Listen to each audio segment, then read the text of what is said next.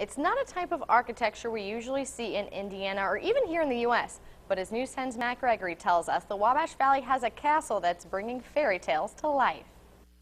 Just a few miles outside of Poland, Indiana, along a gravel road, is a home that'll make you think you've stepped into medieval England. Yes, that's a castle, and it's also the home of Doug and Mary Jo Smock. Well, the castle's a long-time dream. We started about 10-15 years ago when we visited a castle bed and breakfast in Ohio and thought, we can do that in retirement. They call it Clayshire Castle, named after Clay County, and last spring the Smocks broke ground on their fairy tale residence, even when their builder seemed a little skeptical at first. Most people, when you say you're building a castle, they think you're building a big house. But when they see it, then they go, oh, you really mean a castle. More than a year later, the Smocks family vision is a night's reality. That's called the Great Hall. That's like the castles were back in the medieval times. They would have a great hall where they would have their meals.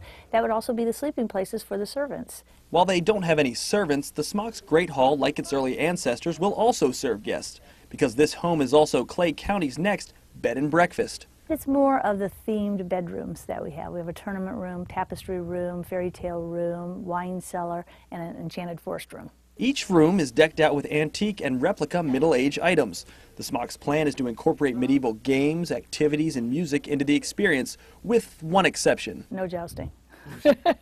While the bed and breakfast won't open until next May, Doug and Mary Jo are just excited to live as king and queen in their new dream kingdom.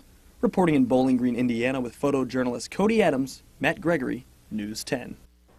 Well, it's safe to say I'm ready to make my reservations. The Smocks feature their castle on Sundays with open houses from 1 until 3.